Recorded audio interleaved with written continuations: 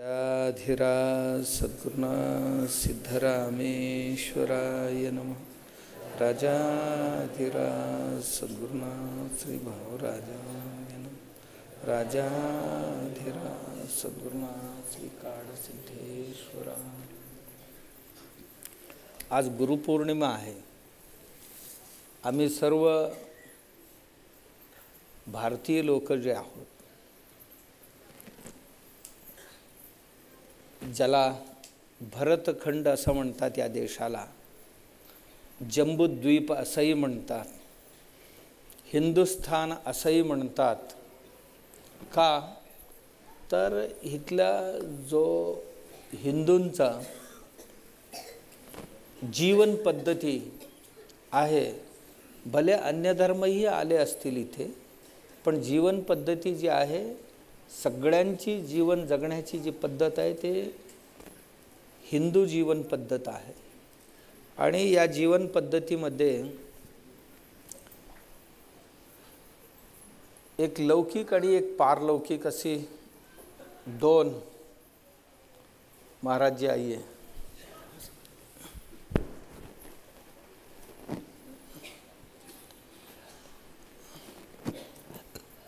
एक लौकिक आणि एक आध्यात्मिक असं दोन जीवन पद्धती आहेत। लौकिकासाठी आजीविका म्हणजे जीवन जगण्याची काहीतरी कला अवगत असावं लागते आणि त्या कला समाजात वेगवेगळ्या सज्जन लोकांकडून ते शिकतो। शिकून आम्ही आमची संसाराची जो राटगाडगा आहे तो चालवण्याचा प्रयत्न करतो। याचा एकमेव उद्देश आहे पोट भरणं। दुसरं एक आहे तो मनाचा।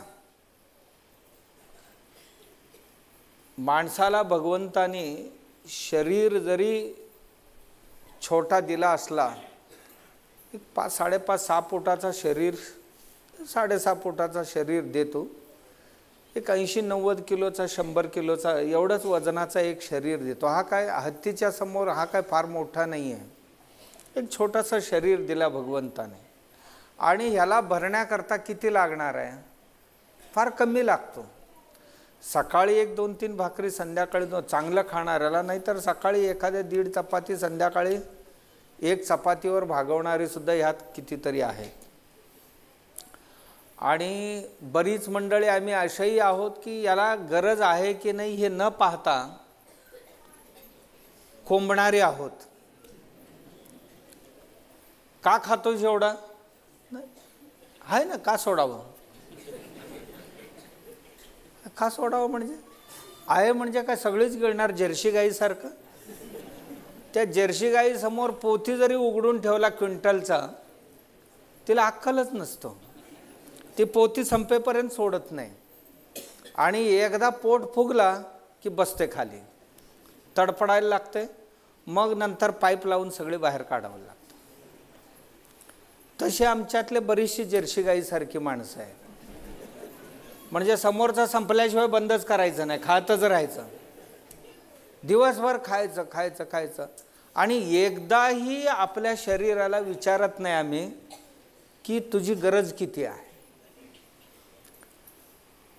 आमच्या शरीराची गरज फार कमी आहे। आपण इतकी नाटकं करायला शिकलो, इतकी नखरे करायला शिकलो, आणि त्या नाटक आणि नखऱ्यामध्ये या शरीराचा घालमेल होतो हेच आम्ही विसरून गेलो। किती लागते याला? काय फारसं लागत नाही आहे, काम तरी किती करते? तुम्ही पाखरं बघितलं? एकूण एक पक्षी मला वाटते एक 50 ग्रॅमचे आहेत, काही 100 ग्रॅमचे आहेत, काही अर्धा किलोचे आहेत, कोंबडीसारखे आहेत ते 1-1.5 किलोचे आहेत, बरोबर?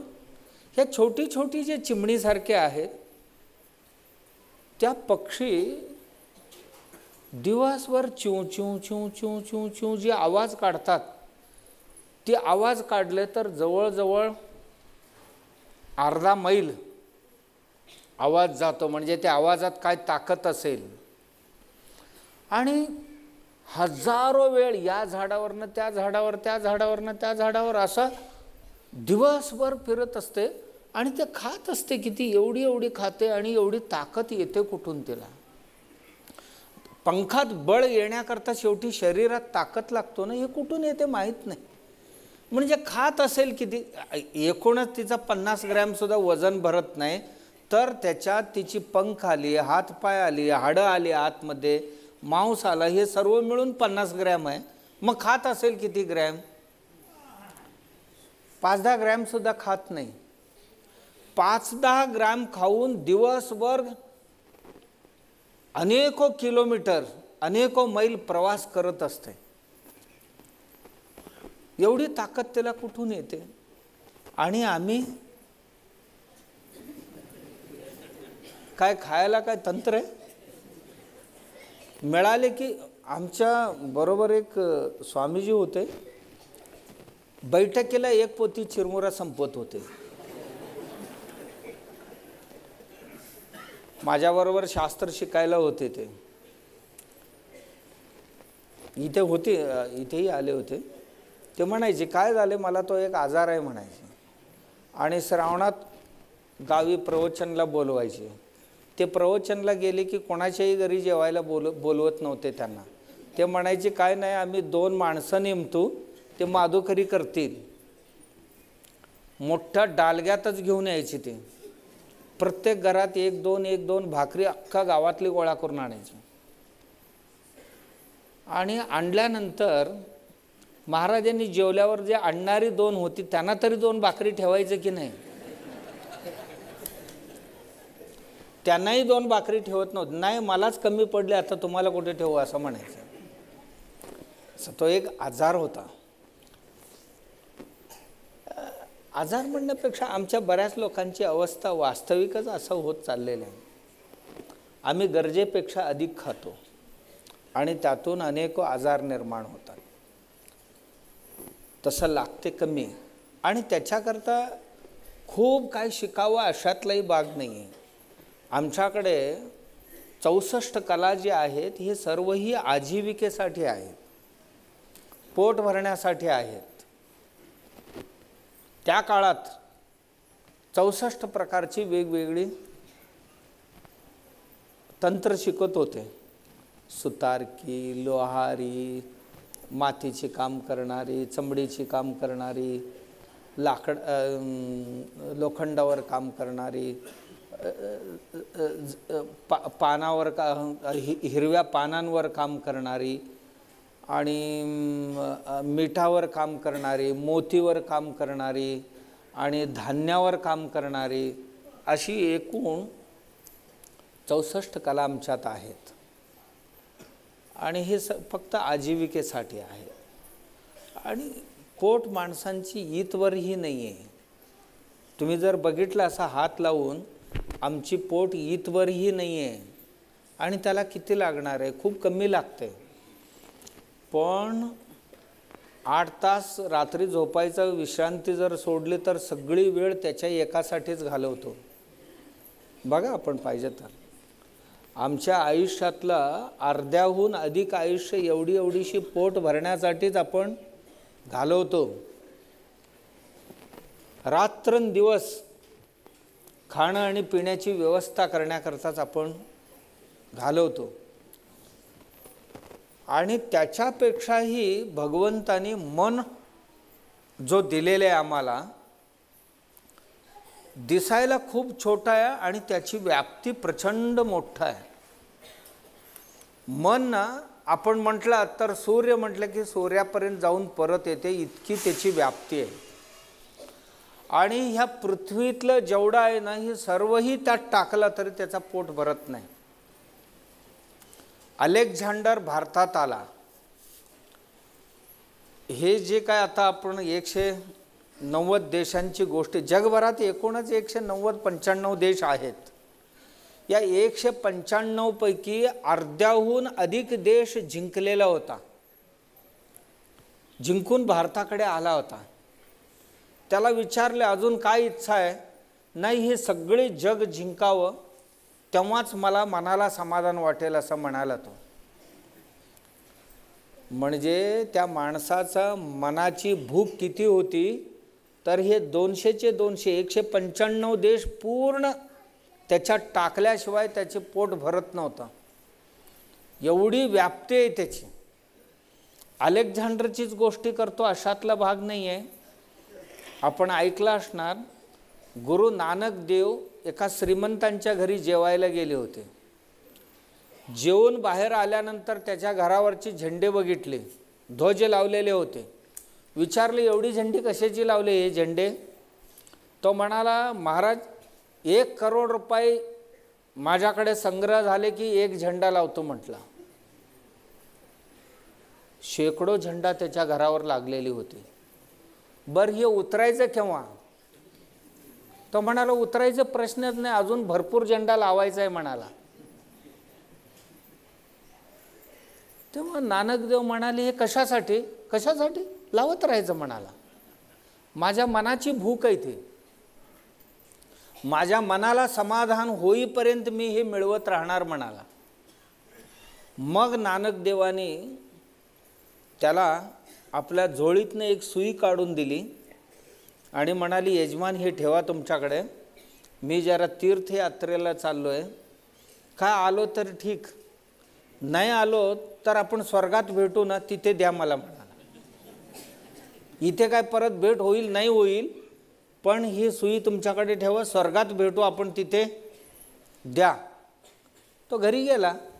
बायकोला म्हणाला हे सांभाळून ठेव, महाराज परत येणार आहेत. काय सांगितले? आलो तर येईन, नाही आलो तर स्वर्गात भेट होईल आणि तिथे माझी सुई मला द्या म्हणून सांगितले. बायको म्हणाली येडबीड लागले का? जाताना काय सोडतात काय? कडदोरा सुद्धा सोडत नाही आणि तुम्ही सुई घेऊन आलाय महाराजांची म्हणाले. हे काय जाताना नेऊ देतात थोडी? काहीही जात नाही, सगळी इथेच जळून खाक करतात. कर्मानुगो गच्छती जीव एकहा. एकटाच जीव जातो, त्याच्याबरोबर काही सामान जात नाही. मग त्याच्या डोक्यात प्रकाश पडला, महाराजांनी माझी झेंडा बघूनच दिलेली आहे माझ्या हातात.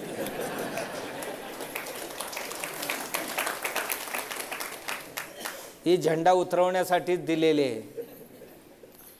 म्हणजे आमची मनाची भूक एवढी आहे आणि त्याच्याकरता वेळ किती देतो आपण? काहीच नाही म्हटलं तरी हरकत नाही. किती वेळ पूजा करतो आपण? 5 मिनटं 10 मिनटं. आणि सकाळी ह्याची पूजा चालते बघायला पाहिजे. सकाळी जाता जाता मी पूजा उरकतो आणि तेवढ्यात तू नाश्ता कर म्हणतोय बायकोला. आणि त्या पूजेच्या देवाऱ्याजवळ जातानाच म्हणतो बघ बस बीस जर चुकला तुझ्यामुळे मुडदाच पाडेन तुझ्या म्हणतो. पूजेला बसलाय, पूजा करत करतच म्हणतोय, देव घेऊ सगळी परातीत घेऊन बसलाय आणि मध्येच म्हणतोय बघ उरकलं तर ठीक, नाही तर मुडदा पाडेन तुझा. याच्या पूजात सुद्धा मुडदाच. आणि कसं देव प्राप्त होणार याला? म्हणजे देवपूजेसाठी, आमच्या मनाच्या प्रसन्नतेसाठी, मनाला बघा पैसा कितीही देऊन ते भरत नाही.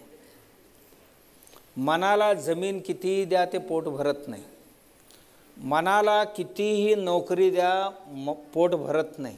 कसलाही नोकरी द्या तुम्ही, मनाला तुम्ही राष्ट्रपती जरी बनवलं तर ते झालो तृप्त झालो असं कधी म्हणत नाही. मनाला मोठमोठाली पुरस्कार जरी दिला तर ते कधीही भरत नाही. मनाला आणखीन काही गोष्टी जरी दिला भरत नाही. का?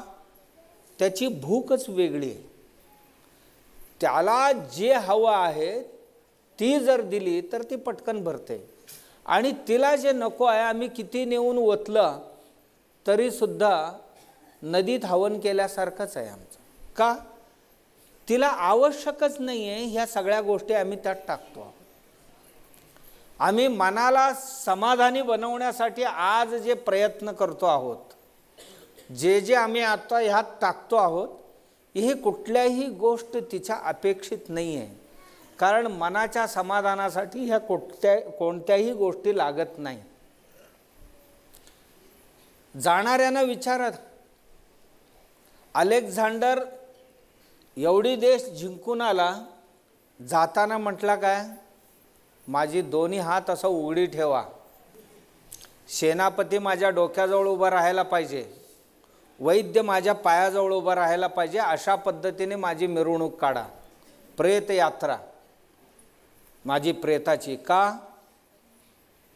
मी निम्म्याहून अधिक जग जिंकलेले होतो या सेनापतीच्या सहाय्याने, पण मी चाललो तेव्हा हा सेनापती मला काही कामाला आला नाही आणि अर्धा जिंकलेले जगसुद्धा काही कामाला आला नाही. का? मी वैद्याला म्हणालो माझ्या आईला भेटायचं आहे घरी जाऊन, मग माझा प्राण गेला तर जाऊ द्या, घरी जाईपर्यंत मला वाचव आणि जिंकलेले सगळे तुला देतो, असं या वैद्याला म्हणालो.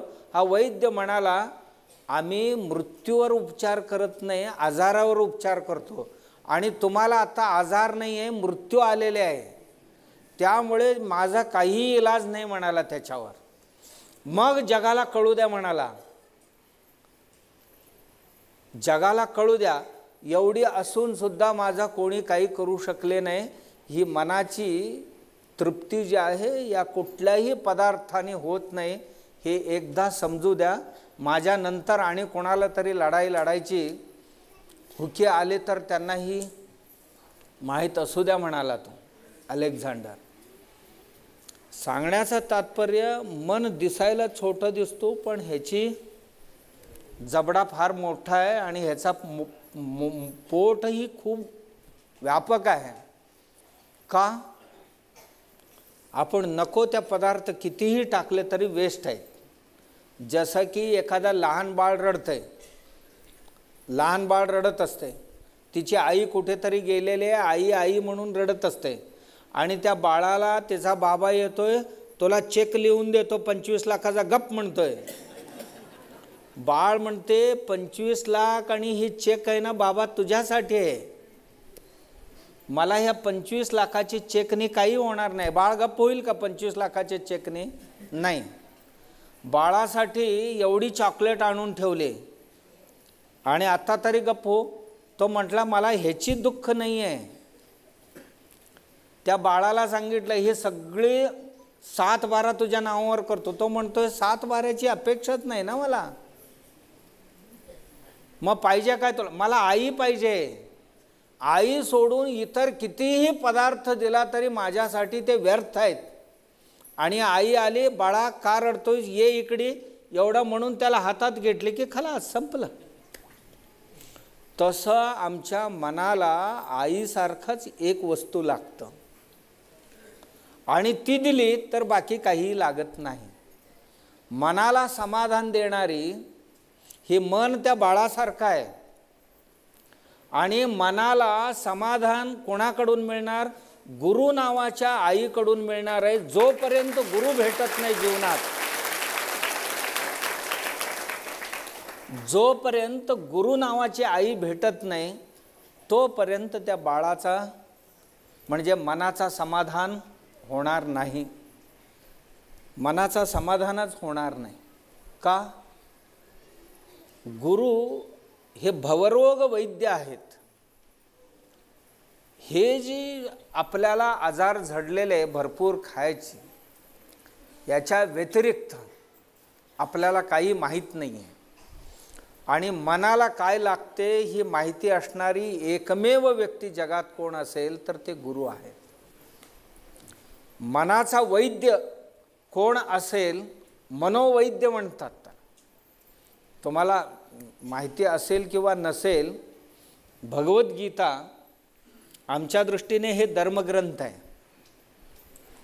पण युरोप आणि अमेरिकेतली लोक या भगवद्गीतेला मनोविज्ञानाचा ग्रंथ आहे असं म्हणतात. ते कारण एका व्यक्तीच्या मनामध्ये किती प्रकारचे संशय निर्माण होऊ शकतात, मन विभ्रमित होऊ शकतं, त्या सर्व शंकांचा समाधान करणारा जगातलं एकमेव ग्रंथ आहे. 18 अध्याय, तर 18 अध्यायामध्ये हजारो प्रश्न आहेत अर्जुनाची. आणि सर्व प्रश्नांना उत्तर देणारा एकच गुरु आहे, तो कृष्णम वंदे जगद्गुरु आहेत. ते उत्तर देतात आणि शेवटला विचारतात, कश्चिदेतत् श्रुतं पार्थ त्वयैकाग्रेण चेतसा. हे पार्था, एकाग्र चित्ताने एवढा श्रवण केलास तू, आता कसं वाटतंय तुला? तो म्हणतो, स्थितोस्मी गतसंदेहः. मी आता स्थिरावलोय.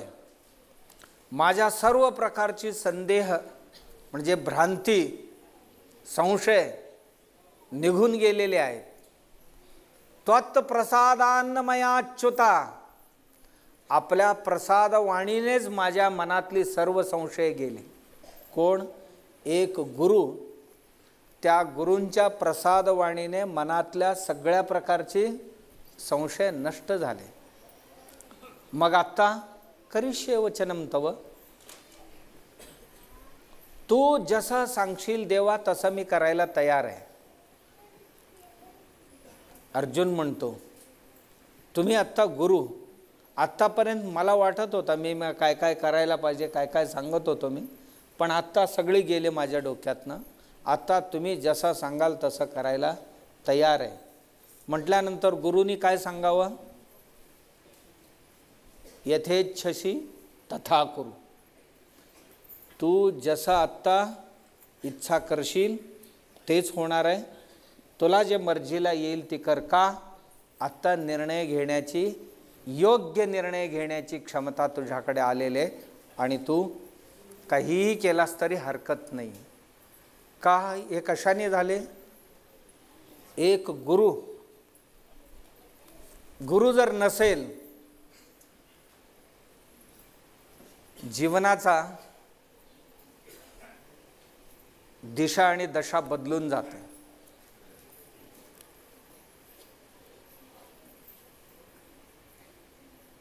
गुरु जर नसेल, आमची गाडी रुळावरनं कधी घसरेल. का? जीवनात आमच्या सगळ्यांकरता एक ध्येय असतो, आत्मज्ञान प्राप्त करण्याचा. स्वतःचा ज्ञान व्हावं हा ध्येय जर असेल आणि त्यांनाच मनाचे समाधान होत असतं. मनाचे समाधान होतो केवळ या ज्ञानाने. ज्ञानाने त्याग संभवते. त्यागात शांतिरनंतरम. त्यागाने समाधान मनाचा. ज्ञानाने त्याग संभवतो आणि त्यागाने समाधान प्राप्त होतो. त्यागाने जर समाधान प्राप्त होत असेल, शांती प्राप्त होत असेल, तर आमच्या मनाला शांतीच पाहिजे. आणि याच्याकरता गुरु उपदेशाची गरज आहे. अर्थाची गरज नाही, ऐश्वर्याची गरज नाही, अन्य काही कुठल्याही गोष्टींची गरज नाही आहे. केवळ आणि केवळ ज्ञानाची गरज असते. म्हणूनच म्हटले की नहि ज्ञानेन सदृशम पवित्रमिह विद्यते. या जगात ज्ञानासारखा पवित्र असा काही नाही आहे. का? गुरु देत असलेले हे ज्ञान जे आहे, राजविद्या राजगुह्यम, ही राजविद्या आहे. सर्व विद्यांमध्ये राजा आहे अध्यात्मविद्या. म्हणजे विद्यानाम अध्यात्मविद्या. गुरु आम्हाला जो विद्या देतो तो आत्मविद्या आहे, अध्यात्मविद्या आहे. का? आमचाच आम्हाला ओळख नाही, आम्ही कोण आहोत याचाच आमच्याकडे अज्ञान आहे. हे दूर करण्याचा सामर्थ्य केवळ आणि केवळ गुरूंकडे आहे. जीवनाचं ध्येय मोठं पाहिजे, पण त्या ध्येय प्राप्तीकरता पाठीमागे एक गुरूंची गरज असते. ध्येय पुढे पाहिजे आणि पाठीमागे एक मार्गदर्शक गुरु पाहिजे. गुरु एक जर नसेल, जीवनात काहीही साध्य करता येत नाही. आपण श्रीरामचंद्रांना जरी घेतला, श्रीरामचंद्राला वशिष्ठ आणि विश्वामित्रासारखे जर गुरु भेटले नसते तर कोणत्या युद्धात किंवा जीवनातल्या कोणत्या संकटातून पार होऊ शकले असते, आपण जरूर विचार करा. ज्या ज्या प्रभृतींबरोबर लढाई लढले, विचार करा, केवळ आणि केवळ गुरूंमुळे. कृष्ण आपल्या जीवनात इतकी संघर्ष पाहिले, बाहेरही पाहिले आणि घरातही पाहिले, पण शेवटपर्यंत हसनमुखी राहिले. त्याचा कारण सांदीपनी महर्षी होते. धर्मस्थापना करून आले एका बाजूला, म्हणजे अधर्म ज्याचा प्रतीक दुर्योधन आणि त्यांचे बंधू बांधव होते, या अधर्माला बाजूला सारून धर्माचा प्रतीक असणारा युधिष्ठिराला पट्टाभिषिक्त केले. म्हणाले की आता धर्मस्थापना झाली. का? परित्राणाय साधूनाम विनाशाय च दुष्कृताम धर्मसंस्थापनार्थाय संभवामी युगे. धर्मस्थापना म्हणजे एवढंच की दुष्टांना बाजूला सारायचा आणि शिष्टांना ताकद द्यायचं. आजही राजनीतीमध्ये चांगल्या माणसाला ताकद दिली तर राज्यात धर्मस्थापना होऊ शकता.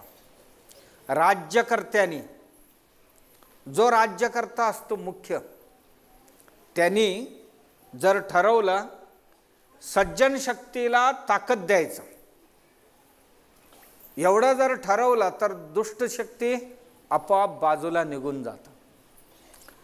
पण हल्ली असं जगात पाहायला मिळतं की राजा दुष्ट शक्तीला सहाय्य करतो, त्याच्यामुळे सज्जन शक्ती आपोआप नष्ट होतो.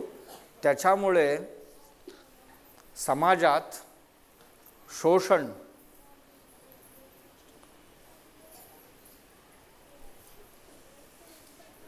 आणि दहन वहन सर्वही सुरू होते.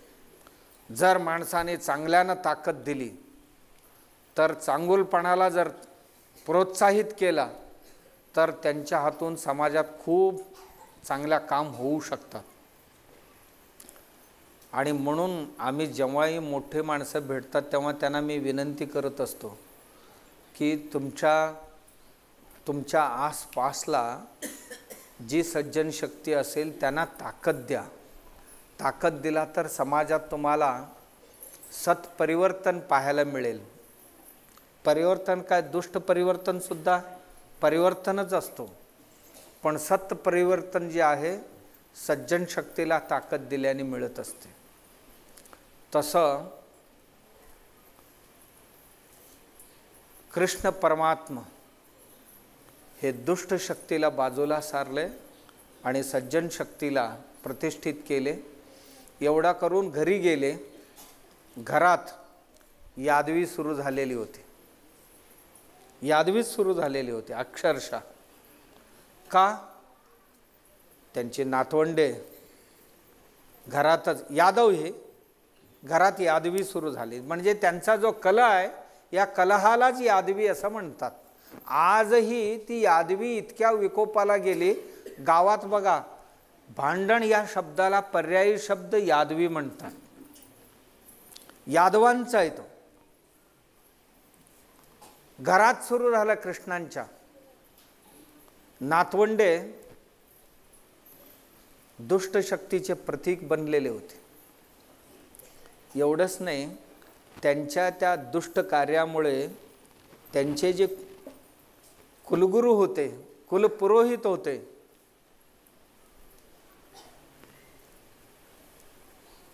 गर्ग महर्षी, तेच त्यांच्या कुचेष्टेला बळी पडलेले होते. आणि त्यांचा मुलगा कुलगुरू ज्या घराण्याची, ज्या राजवंशाची हे कुलगुरू आहेत, त्या कुलगुरूंचा मुलगा सूड उगवायचा ठरवला आणि यादव वंश नष्ट करायचा ठरवला.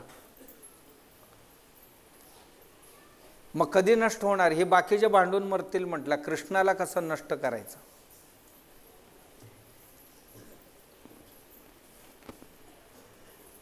मागे लागला कृष्णांच्या मारण्याकरता. कृष्ण त्याला हळूहळू हळूहळू गावाबाहेर नेतात. जंगलात एक मोठी गुफा असते, त्या गुहेत घेऊन जातात. कृष्ण कधी बाजूला होतात माहीत नाही, आणि हा असाच पुढे पुढे पुढे पुढे पुढे जातो. तिथे राजा मुचकुंद देवलोकांना मदत करायला गेलेला थकून झोपलेले असतो, विश्रांती घेत असतो.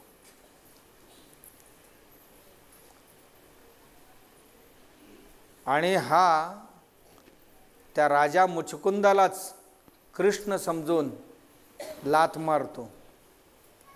लात मारल्यानंतर त्यांचा शाप असतो, जो माझा निद्राभंग करेल त्याचं डोकं आपोआप फुटेल. खलास. गर्ग महर्षींचा मुलगा नष्ट झाला, पण कृष्ण नष्ट नाही झाले. तिथे सांगण्याचा तात्पर्य एवढं की सर्वही धर्मस्थापना करून गेलेले होते, तर ही यादवी सुद्धा पाहिले. पाहून कृष्णांना किंचितही दुःख नाही झाले. कृष्ण म्हणाली, हे सर्वही नियोजित आहे, पूर्व नियोजित आहे. का? हे सर्वही झाल्यानंतर स्वनष्ट हे ठरलेले असते आणि होत राहील म्हणा. आणि हसत हसत जंगलात निघून गेले. आणि ही हसनमुखता आहे ना, हे कुठून मिळवले? केवळ 60 दिवस गुरुग्रहात होते ते लोक. 12-12 वर्ष गुरुकुलात राहतात. कृष्ण परमात्मा केवळ 60 दिवस सांदीपनींच्या गुरुकुलात होते, सांदीपनी महर्षींच्या गुरुकुलात. पण त्या 60 दिवसात ही विद्या शिकली, आत्मविद्या. हे सर्व ही परिवर्तनीय आहे आणि नष्ट होणारच आहे. आणि मी काय रोखून धरणार आहे? नाही आहे. यात नष्ट न होणारा जो आत्मा आहे, परमात्मा आहे, त्याला जाणणं, त्याच्याबरोबर उभं राहणं, हीच माणसांच्या आनंदाचा रहस्य आहे. आणि आम्ही दिवसभर नष्ट होऊन जाणारा जो आहे त्याचाच विचार करून त्याच्याबरोबर उभं राहतो. त्यामुळे आम्ही अनेक दुःखांना सामोरे जावं लागते आम्हाला. परंतु कधीही नष्ट न होणारा एक आत्मा, त्याच्या बरोबर जर उभं राहिलो तर आम्हाला नाश नावाचा चीज कधीही आपल्या जवळ येत नाही. मग आम्ही मंडळी या शोधात असतो की आपल्यालाही जीवनात असा एक गुरु भेटायला पाहिजे. आणि हे गुरु कुठे मिळतील अशी शोधात असतो. खूप लोक शोधत असतात. मग शोधता शोधता शोधता शोधता बरीच लोक गोंधळात पडतात. कोणाला गुरु करावं जीवनात?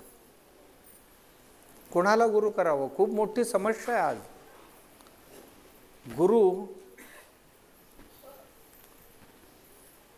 आमच्या भूत आणि भविष्यात जाणारा असेल तर माझा प्रश्न मिटून जाईल म्हणून भूत भविष्यात जाणणाऱ्या माणसाकडे जाऊन शिष्यत्व पत्करतात. हा भूतकाळात काय झालेलं सर्व सांगितलं, पण मग आत्ता मला काय करता येईल का? त्याचा भूतकाळातले परिवर्तन आत्ता काय करता येईल का? होऊन गेलेले.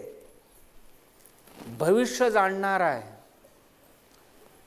भविष्यात काय होणार आहे मला सांगितलं तर माझा वर्तमान सोडून बसून चालणार नाही ना. मला भूत आणि भविष्यात काही फारसा उपयोगाला येत नाही. मला उपयोगाला येतो तो वर्तमान. आणि वर्तमान जाणणाऱ्यांना सोडून भूत भविष्यात जाणणाऱ्यांच्या मागे आपण जातो. माझा काय होणार आणि कसं होणार, माझ्या पोराबाळांचा काय होणार, आजचं काय चालले ते सोडलेत उद्या काय होणार, पुढच्या वर्षी काय होणार, त्याच्या पुढच्या वर्षी काय होणार, माझा कारखाना चालेल की नाही चालेल. तू चालवलंच तर चालणार ते. तू अंगारा दुपारा घालत फिरलास तर ते कसं चालेल? नाही ना चालू शकत. एकांचे कारखाना खूप चांगले चाललेले होते, लागला कोणाच्या तरी नादाला.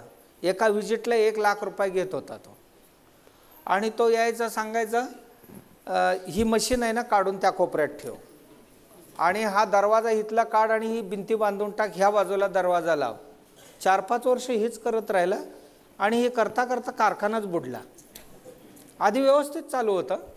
फायदा जरासा मार्केटमध्ये तेजी मंदी येतात, स्पर्धा वाढतात, तेव्हा अधिक कमी होत असते. पण याच्यात पूर्णपणे यशस्वी होतो असं नाही आहे. आज बऱ्याच लोकांची आमची अशीच आहेत, खिडकी दरवाजे बदलण्यातच आयुष्य जातं. बरोबर?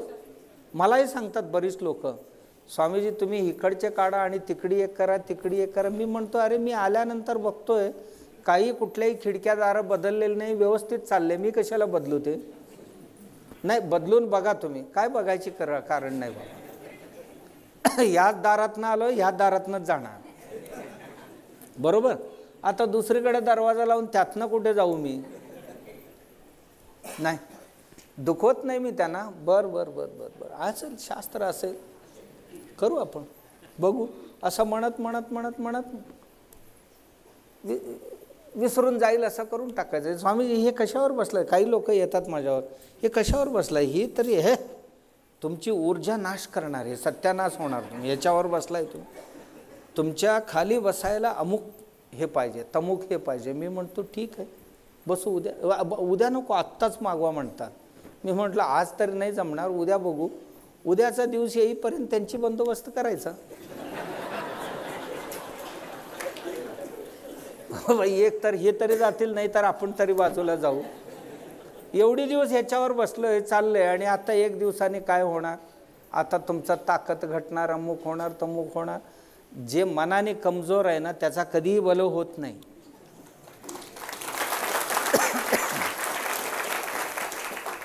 जो मनाने खमक्या आहे ना त्याचा कोणी वाकडं करू शकत नाही, एक लक्षात ठेवा आपण. त्यामुळे खिडकीदारं बदलायच्या भानगडीत अजिबात पडू नका.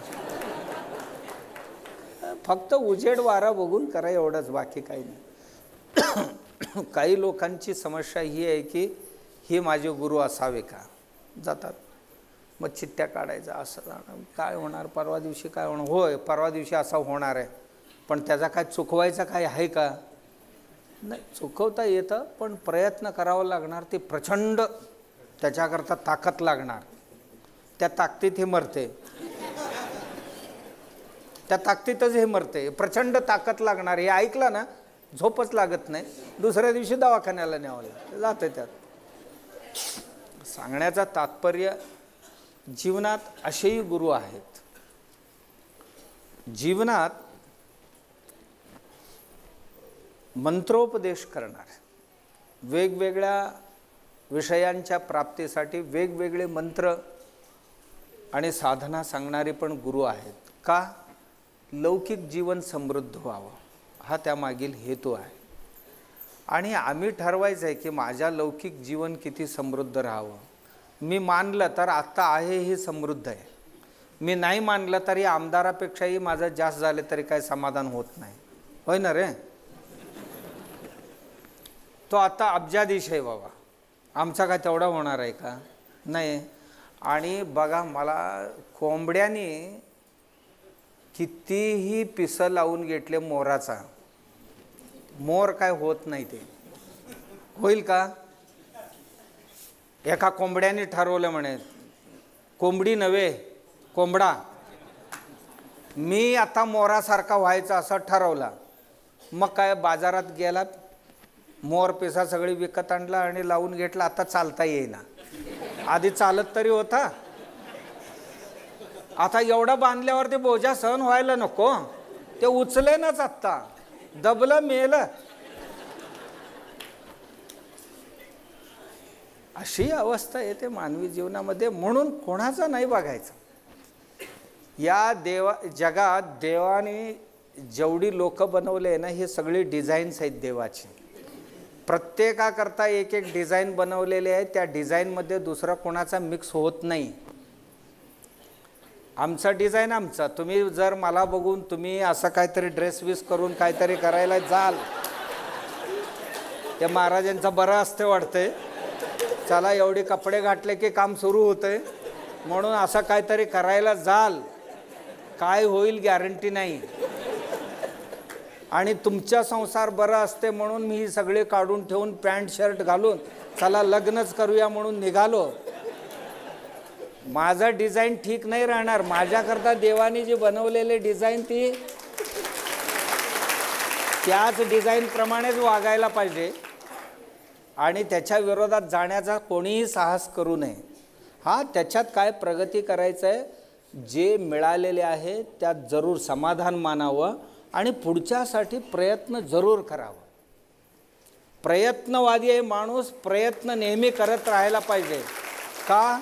यत्न तो देव जाणावा. जीवनात प्रयत्न म्हणजेच परमात्मा आहे. आणि असेल माझा हरी असा काय होणार नाही. जाऊन झुलीत मुतायचं आणि म्हणायचं सगळे देवाने माझं विझवूनच टाकलं. कुणी पाणी ओतायला सांगितलं होतं रे तुला? नाही, देईल ना आता खटल्यावर. काय देतोय आता? मरून जाशील. असं नाही. यत्न तो देव जाणावं. का सांगितले ते एवढ्यासाठी सांगितलं, बाबा मी सर्व यत्न करून सुद्धा माझ्या मनासारखं नाही घडलं तर श्रीहरीची इच्छा आहे, एवढंच म्हणायचं आहे. याच्या पलीकडे त्याला दुसरा अर्थ कल्पिता येणार नाही. सर्व प्रयत्न मी केला पण माझ्या मनासारखा नाही झाला, बहुतेक श्रीहरीची इच्छा अशीच असावी असं म्हणायचं. का? समाधान मानून घेण्याकरता. एवढंच असतं. म्हणून आपण आपल्याला भगवंतानी ज्या डिझाईनमध्ये बसवलेले त्या डिझाईनसारखंच वागायचं आणि जे काय प्रयत्न करायचं आहे त्याच डिझाईनमध्ये प्रयत्न करायचा. दुसऱ्या डिझाईनच्या मागे आम्ही दुसऱ्यांची नक्कल करायला जातो. नक्कल करायला सुद्धा अक्कल लागतो, बरोबर? नक्कल करायला सुद्धा अक्कल लागतो. नुसतं बिना अक्कलेचा नक्कल केला तर तो टिकत नाही. म्हणून आपण ह्या वाम मार्गाच्या मागे कधी लागायचा नाही. आम्ही असेही काही लोकांना शोधत असतो की हे आमचे गुरु असावे का जीवनात. आहेत आम्हाला ऐश्वर्य संपत्ती वगैरे करून देणारे आहेत, तेही एक शास्त्र आहे. तिसरं,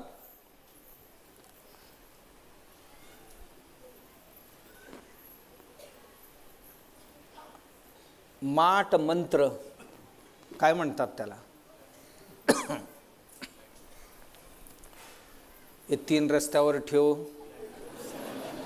आणि परत न बघताच जा, वळून नाही बघायचं मागे, असेही काही आहेत की नाही महाराज? लोक भरपूर आहेत. 7 रस्त्यावर ठेव, 3 रस्त्यावर ठेव, कपडे काढून ठेव आणि लिंब ना, लिंब गुंडाळायचं हा अंगाला. काय खोळ्यांचा बाजार. सगळे कपडे काढायचं आणि लिंब गुंडाळायचं आणि जाऊन तिथे ठेवायचं, वळून बघायचंच नाही, पुरा घरापर्यंत जा. तेही गुरु आहेत, असं काय नाही असं नाही. तेही त्यांचे काहीतरी असते, शास्त्र आहे, नाही असं नाही, त्यांच्याही शास्त्रात काहीतरी असेल. पण आपण त्या मार्गावर जावं का?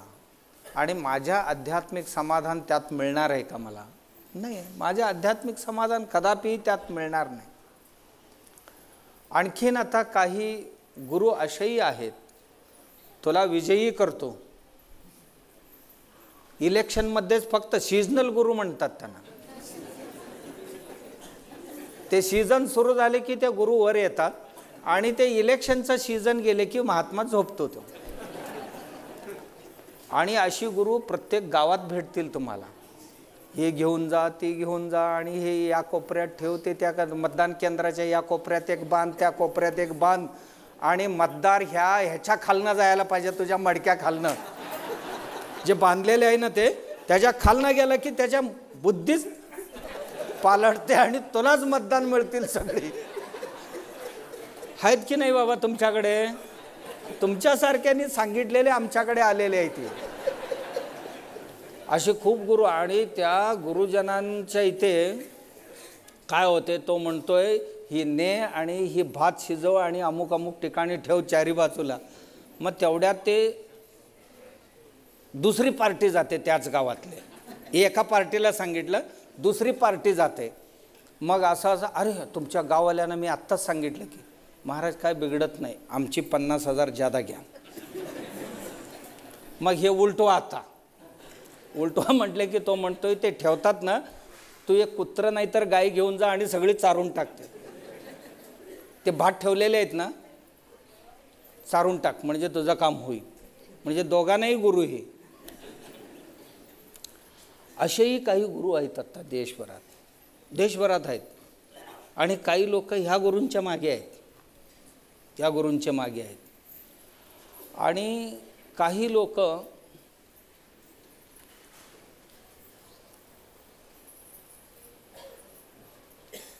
अजून खूप साऱ्या प्रकारचे, जगात तुम्हाला काय सांगू मी, गुरूंचं गुरुगुराट प्रचंड आहे. खूप साऱ्या प्रकारचे गुरु आम्हाला भेटतात, आम्ही त्यांना भेटतो. काही गुरु असतात, जात तुझं होऊन जाईल काम, होऊन जाईल, हां होऊन जाईल. एक गुरु होते मी बघितलं, त्यांच्याकडे एक शिष्य होता आणि 2 दिवस नाराज होता तो. गुरु म्हटले का रे नाराज दिसतोस तू, 2-3 दिवस शेव. तो फार जवळचा, फार नाराज दिसतोय. तो म्हटला महाराज काय सांगण्यासारखं नाही म्हटलं, तुमच्यासारख्यांसमोर सांगण्यासारखा विषय नाही म्हटलं, आमचा वैयक्तिक मामला आहे जरासा. काय नाही ते सांगण्यासारखं नाही, तुमच्यासारख्यांसमोर ते बोलू नये म्हटलं. अरे काय असेल ते सांग, मी तुझ्या वडिलांच्या जागी आहे असं समजून सांग म्हणाले. महाराज मी एका पोरगीशी प्रेम करतोय आणि ती पार्टी भयंकर मोठी आहे आणि आम्ही पडतोय गरीब, आणि ते काय जमण्यासारखं नाही, पण आमचं दोघांचं जमलं आहे. पण त्यांच्या घरच्यांची काय कळलं तरच मला आता गोळ्या घालतील ते, असे आहेत. मग काय करू आता, ती पोरगी म्हणते जाऊया म्हणते पळून. महाराज म्हटले घेऊन जा, काय होत नाही. घेऊन जा म्हटल्यावर दुसऱ्या दिवशी घेऊन गेलं, ह्यांचीच पोरगी होती.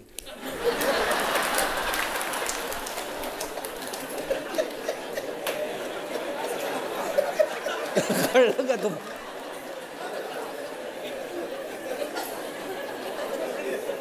गेला तो.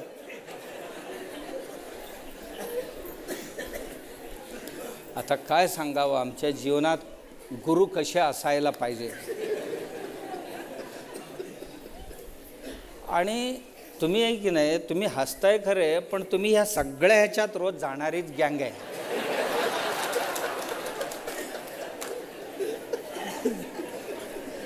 तुम्हाला सगळी माहिती आहे. गुरु जीवनात कसा असायला पाहिजे. गुरु जिज्ञासूला मार्गदर्शन करणारा असायला पाहिजे. ज्याला अध्यात्माचा भूक आहे ना, त्याचा अध्यात्माचा भूक भागवणारा गुरु असायला पाहिजे. अध्यात्मासाठी अन्य गोष्टींचा अवलंबन करण्यास न सांगणारा. अध्यात्म हे सर्व गोष्टींवर मात करण्याची एक विद्या आहे. का इथे अध्यात्मामध्ये जीव, जगत आणि जगदीश्वर तीनच आहेत. यात जीव आणि हे जगदीश्वर वेगळे नाही आहेत. जीव त्या जगदीश्वराचा अंश आहे आणि जगत त्या जगदीश्वरापासून तयार झालेले जगदीश्वरांचंच निर्मिती आहे. आणि त्या निर्मितीतील प्रत्येक घटकामध्ये जगदीश्वरांचा वास आहे. म्हणून जीव, जगत, जगदीश्वर हे तिन्ही भिन्न भिन्न नाही आहे, हे तिन्ही अभिन्न आहेत. हे तिन्ही एकच आहे. दिसायला जरी वेगवेगळे दिसत असतील तरी आतमध्ये सगळ्यांच्या, जसं मणी आहेत माळ आहे, ही माळ जरी असला तर त्यात मणी भिन्न भिन्न असतील तरी त्या सगळ्या मणींमध्ये एकच धागा. आम्ही इथे बसलेले आहोत, हे सगळी जर मणी समजलं तर सगळ्यांमध्ये फिरलेले धागा जे आहे, ओवलेली जी धागा आहे, त्या धाग्यालाच परमात्मा म्हणतात. त्या धाग्यालाच परमात्मा म्हणतात. तो धागा अनंत नाही आहे, धागा एकच आहे आणि ही मणी खूप साऱ्या आहेत. म्हणून ह्या जगात जेवढी दिसतील या सगळ्यांमध्ये जगदीश्वरांचा अधिष्ठान आहे आणि तू आहेस, तुझ्यातही तो जगदीश्वर आहे.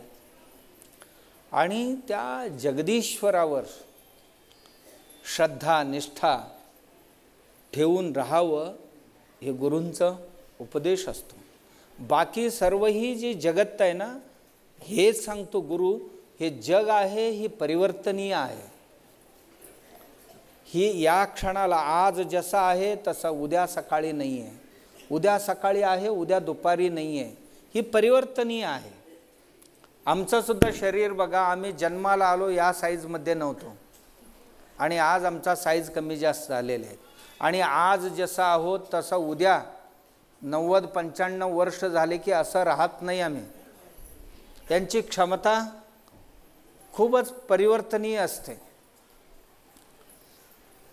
एवढंच नाही, आमची विचारसुद्धा आज जसं आहे तसं उद्यापर्यंत राहत नाही. आमच्या विचारात बदल होतात आणि बुद्धीत बदल होते, बुद्धीसुद्धा बदलते. सगळ्या गोष्टी बदलतात, पण एकच बदलत नाही, तो म्हणजे ह्या सगळ्यांच्यात असणारा जो परमात्मा आहे, जगदीश्वर आहे, तो बदलत नाही. आणि बदलत नाही त्याच्या समवेत आपल्याला राहायचं आहे. राहिलो तर आम्ही अपरिवर्तनीय. जन्म नाही, मृत्यू नाही, येणे नाही, जाणे नाही, परमात्मयासी. का? त्याला नाही आहे. आम्ही जर शरीराबरोबर उभं राहिलो तर शरीर समाधान नाही देणार. हे गुरूंची उपदेश असते. असा गुरु, ह्या गुरुला कारक गुरु अथवा तारक गुरु असं म्हणतात. हा गुरु तारक गुरु आहे आणि या गुरूंकडे जायचं आहे. गुरवः विरलः संती शिष्य वृत्तापहारकः. फार दुर्मिळ असतात हे गुरु.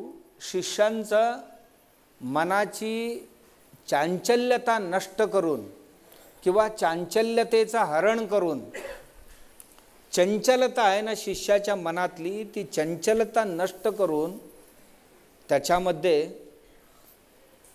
शाश्वत मूल्य पेरणारे गुरु फार विरळे असतात जगात. अशा गुरूंच्या मागे लागावं. नाहीतर आमच्या समोर काय आहे, पर्याय खूप आहेत. मी मागाशी म्हटलं ना की आमचे गुरु कशा असायला पाहिजे. आमचे गुरु इंग्लिश बोलणारा असावं की हिंदी बोलणारा असावं, कन्नड बोलणारा असावं की मल्याळी बोलणारा असावं की तेलुगू बोलणारा असावं. आम्ही अशी शोधत असतो. का? ही भाषा बोलले तर हे चांगले.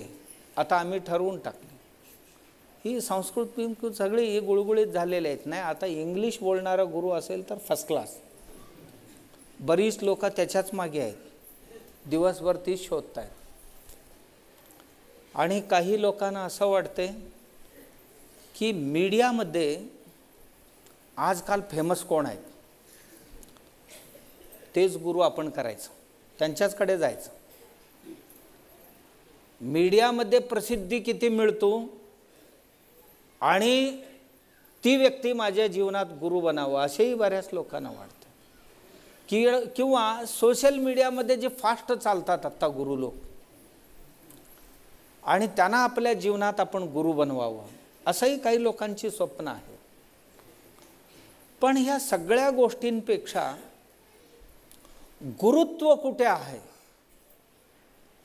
गुरुत्व कशात आहे, गुरुत्व गुरु कसा असायला पाहिजे त्यांची जी अंतःकरण आहे अत्यंत तळमळे असायला पाहिजे. गुरूंचा अंतःकरण जो आहे अत्यंत तळमळे असायला पाहिजे. त्यांची अंतःकरण ना संपत्तीकडे पाहायला पाहिजे. गुरु शिष्यांचा भलं करण्याकरता निघाला तेव्हा गुरुना शिष्यांकडचं संपत्ती नाही दिसायला पाहिजे, शिष्यांची सर्टिफिकेट नाही दिसायला पाहिजे, शिष्यांची अधिकार आणि अंतस्थ दिसायला नाही पाहिजे. केवळ आणि केवळ त्याच्यातली जिज्ञासा दिसायला पाहिजे. यांच्यात शिकण्याची जिज्ञासा किती आहे, समजून घेण्याची जिज्ञासा किती आहे. जसं डॉक्टरना आपण म्हणतो की डॉक्टरनी पेशंटमध्ये काय पाहावं, पेशंटकडे किती पैसे आहे, की पेशंट किती शिकलेले आहे, समाजात किती प्रतिष्ठित आहे आणि पेशंटची नातेवाईक किती श्रीमंत आहेत, हे काय उपयोगाला येणार आहे का त्याच्या उपचारासाठी? नाही आहे. त्याच्यासाठी उपयोगाला येणारी ही आहेत की मी कशावर ट्रीटमेंट करायचं आहे, तो आजार काय आहे, आजार ओळखून ट्रीटमेंट करायला पाहिजे. ह्या गोष्टी बघून ट्रीटमेंट करणारा गुरु होत नाही.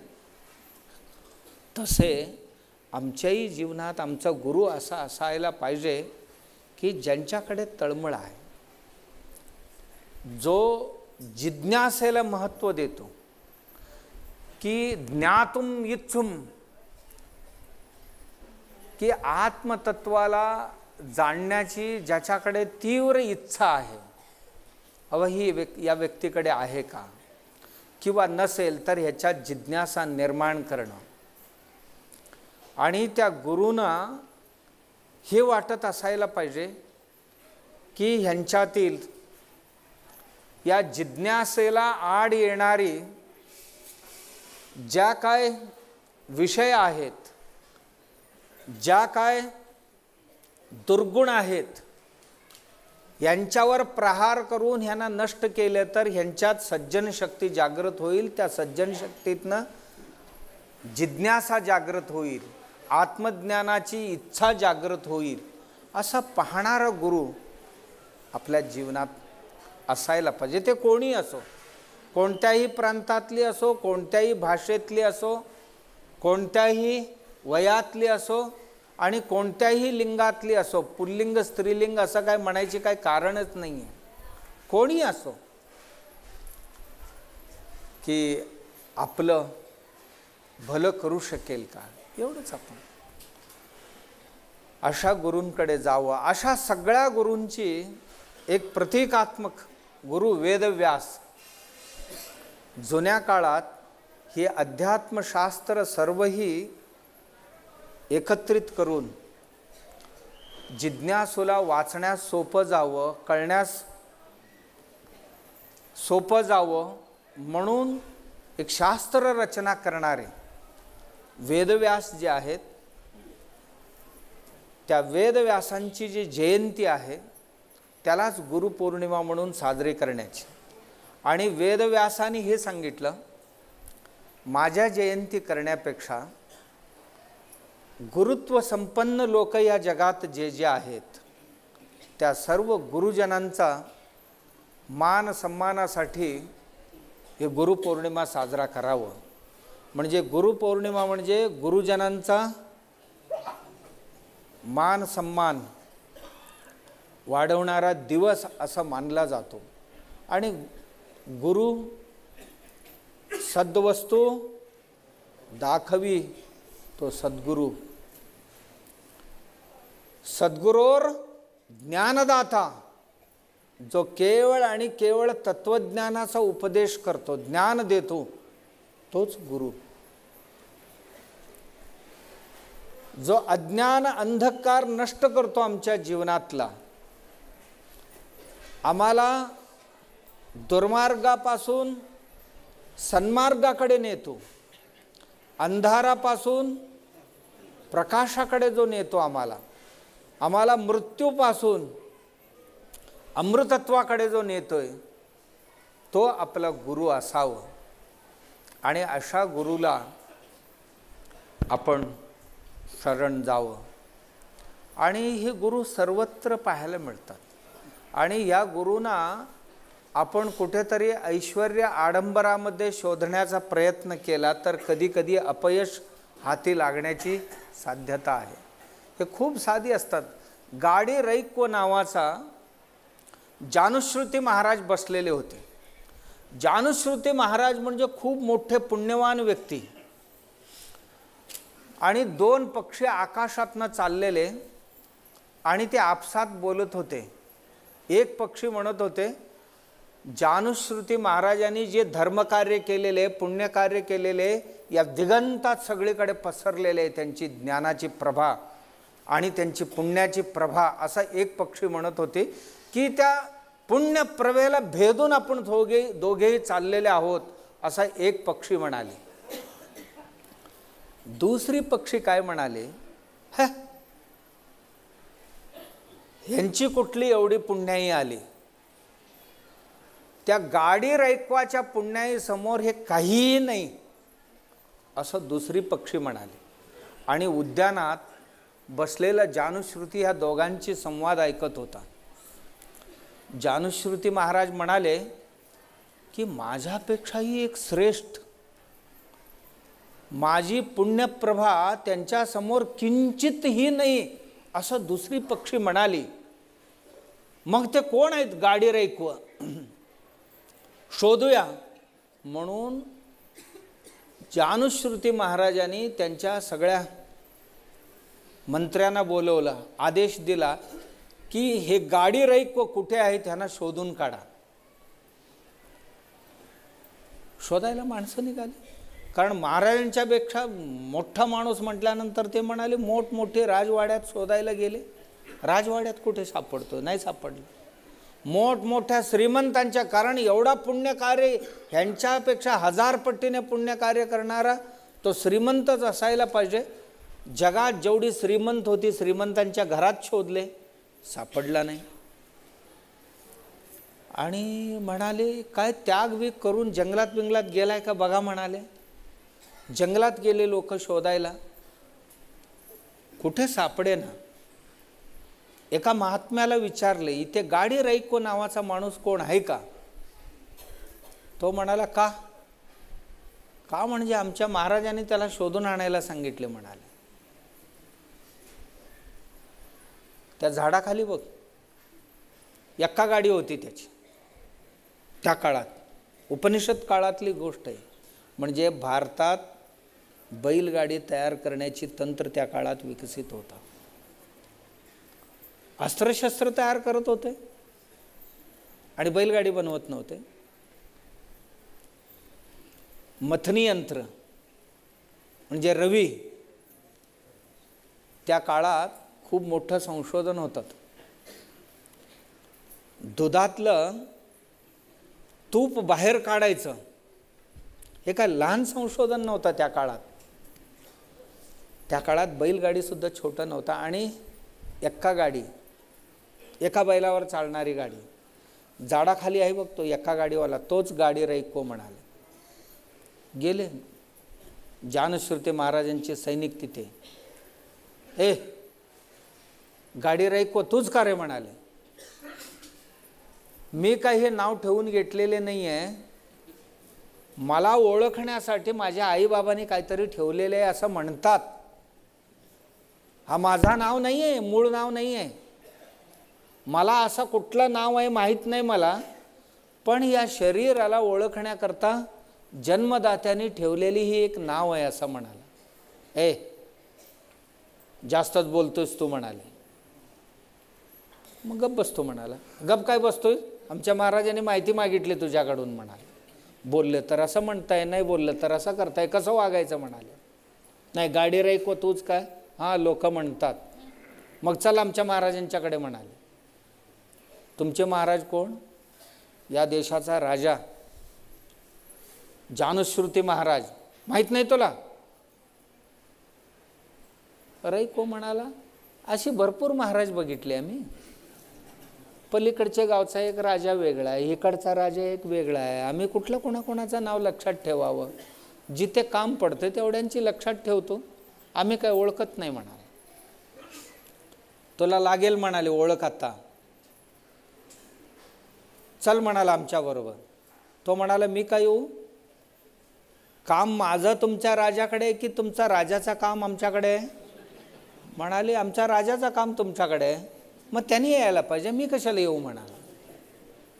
असेल राजा तुमचा, आम्ही काही नाकारत नाही, माझं काही कामच नाही तुमच्या राजाकडे, मी कशाला येऊ.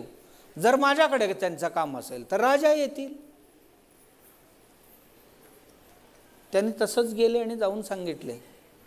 तो एक्का गाडीवाला आहे महाराज एक, त्याचाच नाव रईको म्हणे, आणि तो म्हणतोय तुमचा राजाचं काम माझ्याकडे असेल तर त्यांनी यायला पाहिजे, मी कशाला जायला पाहिजे म्हणतोय.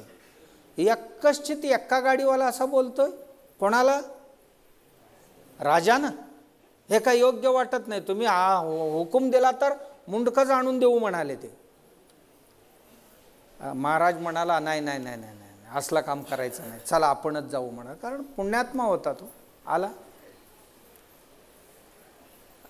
रईको महाराजांना भेटला. महाराज मी जानुश्रुती, आपला सेवक, या देशाचा सेवा करतो. नाही, मला तुमची लोक म्हणाले की इथलं सर्वाधिकारी आहे, राजा आहे तुम्ही. नाही नाही, मी सेवक आहे, ते मूर्ख आहेत असं बोललेत. भाषाही असा असतात.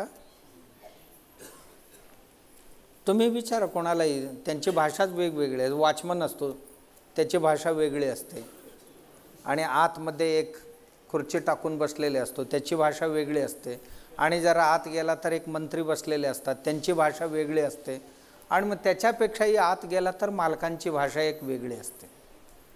असे वेगवेगळे असतात. मूर्ख आहेत ते, बोलले असतील, क्षमा करावी.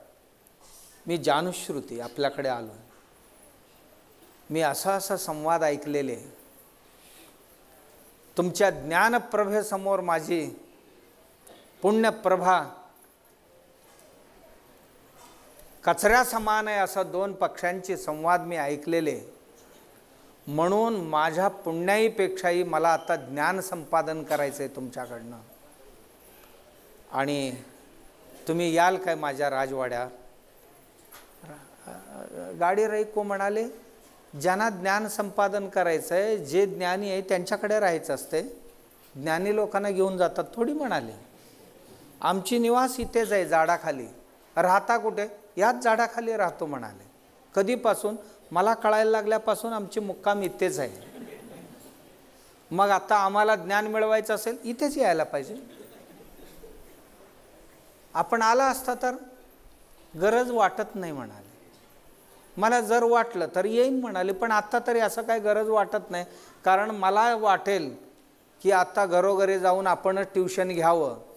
अजून त्या ट्युशन टीचरच्या पोस्टला आलो नाही मी, त्या गतीला आलो नाही आहे, अजून चांगले आहे याच्यात आहे म्हणाले. लक्षात आला जानुश्रुती महाराजांना. जानुश्रुती महाराज दंडवत घातले आणि म्हणाले, महाराज माझं सर्वही राज्य मी त्याग करायला तयार आहे, माझा सर्वस्व आपल्या चरणी अर्पण करतो, आणि मला माझ्या पुण्यप्रभेपेक्षाही दिव्य असणारी ज्ञानप्रभा, ज्ञानप्रकाश मला आपण द्यावं. जानुश्रुती महाराज म्हणाले ठीक आहे, कधी या, सुरूच करू आपण, पण एकच कंडिशन, मी काय करतो याच्याबद्दल तुम्ही अजिबात ऑब्जेक्शन घ्यायचं नाही. मी काय करतो ना त्याच्याबद्दल अजिबात ऑब्जेक्शन घ्यायचं, काय बोलायचं नाही, फक्त तुम्ही पाहत राहायचं. महाराज घेऊन गेले. जानुश्रुती महाराज आलेले आहेत आता. हे महाराज अंघोळीला गेले. एक छोटासा विहीर, तळ नसलेले एक बाल्डी घेतली, रशी बांधली, खाली सोडली, भरले की वडायचं, वर येईपर्यंत पाणी संपायचं. एक वेळ झाली, दोन वेळ झाली, चार वेळ झाले, अस्वस्थ झाले जानुश्रुती महाराज. म्हणाले बिंडोक माणूस, आणि हा काय मला ज्ञान देणार म्हटलं. आता महाराज आपण काय करताय हे? चुप म्हणाले. तुला आधीच सांगितलं ना, आमच्या कामात अजिबात आडकाठी करायचं नाही, चुप बसायचं म्हणाले. आणि 5 मिनटं बसला. अजून 5 वेळ ओढले. म्हणाली ही पुरा कामातनं गेलेलेच आहे आणि ह्यांच्याकडून काय ज्ञान मिळवायचं म्हणाले. महाराज नमस्कार म्हणाले. का? मी येतो म्हणाले. मला वाटलं होतं खरोखर शाणा असेल. ज्या बालडीला तळच नाही आहे आणि त्यातनं पाणी काढायचा प्रयत्न करताय, तुम्हाला काय शाणे म्हणायचं? आणि ज्या माणसाला साधा एवढी सुद्धा ज्ञान नाही, आता आम्हाला आत्मज्ञान देणार म्हणे असं म्हणाले. गाडी रई को म्हणाले, जानुश्रुती ही अवस्था तुझी अशीच आहे. बिनबुडाचा बकेट घेऊन फिरलास तर कोण देणार तुला? माणसांकडे संयम पाहिजे, माणसांकडे तितिक्षा पाहिजे, माणसांकडे समाधान पाहिजे, माणसांकडे इंद्रिय निग्रह पाहिजे, माणसांकडे मनोनिग्रह पाहिजे. हे असतील तर होऊ शकतं. तुम्हाला नुसतं एवढी घटना पाहावलं नाही, पण तुम्ही काय काय करता याचा कधी विचार केला नाही. ज्ञान काय असं रस्त्यावर पडलेले उचलला आणि दिला जा म्हटला असं काय होणार आहे? नाही आहे. या सर्वही निग्रह तुझ्यात साध्य झाले तर तेव्हा आत्मज्ञान संभवतो. नाहीतर आमच्यातही भरपूर ज्ञानी आहेत. अशी गुरु आमच्याकडे होऊन गेले आणि अशा गुरुजनांचा हा देश आहे, गुरुजनांचा देश आहे. आणि त्यांची मान सन्मान आणि त्यांची आठवण काढण्याचा दिवस म्हणजे गुरुपौर्णिमा आहे. आपण आपल्या गुरूंना त्या स्थानी पाहतो. आमचेही गुरु अशीच होते, आपलेही गुरु तशीच होते. गाडी रैकवासारखे काही नाही. मी काय फार शिकलो नाही, 4थी नापास आहे असं खुशीने सांगायची. ब्रिटिशांच्या काळातलं 4थी नापास आहे मी म्हणायची. पण माझ्या आत्मज्ञानामध्ये माझी शिक्षण कधीही आडवी आले नाही. आणि मी किती यंत्र तंत्र मंत्र योग शिकलो, पण मनाला समाधान नाही देऊ शकलो. सकाळी 3 तास, संध्याकाळी 3 तास, दुपारी 3 तास, माझ्या 24 तासापैकी 9 तास माझी पूजेतच जात होती, पण त्या पूजेने मला नाही समाधान दिली. म्हणून मी ज्ञानी गुरूंच्या शोधाला निघालो. सिद्धरामेश्वर महाराज भेटले आणि मी घडलो असं म्हणत होते. म्हणून आपण आपल्या गुरूंची स्मरण करत ही गुरुपौर्णिमा उत्सव साजरा करूया. आपण सर्व मंडळी, कोण परवा दिवशी आलात, कोण काल आलात. परवा दिवशी आमच्या 5 पंढरीची लोक पायी दिंडी घेऊन आलेत. मगाशी सर म्हणाले तसं ते दरवर्षी येतात. कोळी बांधव आहेत आमचे, समुद्र किनाऱ्यावर. त्यांची समुद्र त्यांची शेती, मच्छीमारीच त्यांची कृषी. आनंदात राहणारी मंडळी, कधी दुःखी नाही. ज्या त्या दिवशी मिळवून, ज्या त्या दिवशी खर्च करून सुखी आनंदी राहणारे. आणि दरवर्षी तिथे गेला तर मोठं कार्यक्रम करतात. त्यांच्याकडे राम मंदिर बांधले, त्यांनी करोडो रुपये खर्च करतात ते मंदिर बांधायला आणि रामनवमी उत्सव साजरा करायला सुद्धा. कारण त्यांच्याकडे पैशाची दारिद्र्यता जरूर असू शकतं, पण मनदारिद्र्य नाही. धनदारिद्र्य असू शकतं, पण मनदारिद्र्य त्यांच्याकडे नाही. मनाने खूप उदार आहेत, मोठे आहेत. पैसे कधी पाहत नाही. आहेत श्रीमंत भरपूर, पैशाची मालक आहेत ते. खर्च करण्याची त्यांच्यात गमक आहे, धमक आहे. ते जवळजवळ 10-12 दिवस पायी दिंडीने येतात. वाटेत येताना खूप लोकांनी, आपल्या लोकांनी त्यांची व्यवस्थाही केलेली आहे. त्या सर्वांनाही मी अभिनंदित करतो. आणि काही लोक काल आलेत, काही लोक आज आलेत. आणि आपण येऊन इथे काही पाहत नाही. सगळ्यांना आम्ही म्हणतो निवास व्यवस्था होईल, बसायलाच होईना आता निवास व्यवस्था. ही सगळीच जर आज रात्री झोपतो म्हटले तर काय होईल मठाची अवस्था? आम्ही आज मुक्कामला राहतो म्हटले तर काय होईल अवस्था महाराजांची? महाराज मठ सोडून जायला पाहिजे. तुम्ही सगळेजण आलाय चाललाय म्हणून ठीक असते, पण जे काय होते ते आपल्या सर्वांच्या सहकार्याने होते. आणि गुरुपौर्णिमा आपल्या जीवनातला ही अविस्मरणीय सण असते, म्हणून कोणी चुकवत नाही. ज्यांनी ज्यांनी गुरु केलेली आहे ते सर्वही लोक, त्या व्यतिरिक्त मानलेले लोक काही आहेत, त्यांनी गुरु केलेले नाही आहे पण मानले. की कोण म्हणतो ते कण्हेरी मठाचे महाराज थोडासा विज्ञानाची दृष्टिकोन असणारे आहेत आणि थोडासा बरे वाटतात, ते हल्लीच्या ह्याच्यामध्ये जरा बरे वाटतात म्हणून जाऊन भेटून येऊया महाराजांना. आणि काही लोक म्हणतात समाजात बाबा कुठे कुठे आहेत गुरु, जवळच्या कोणाला तरी एकाला, जसं श्रावणात जवळचं कुठल्या तरी शंकराच्या देवळात जाऊन येतात, तसं जवळचं आहेत महाराज त्याला जाऊन येऊया. हे सगळे आपलीच आहेत परिवार हे, आणि असे आपण आलेले आहोत. आणि असेच जीवन हे नित्योत्सव बनवूया. बनवण्याची बुद्धी शक्ती सद्गुरू भगवंत आम्हा सर्वांना देव. गुरुचरणी प्रार्थना. राजा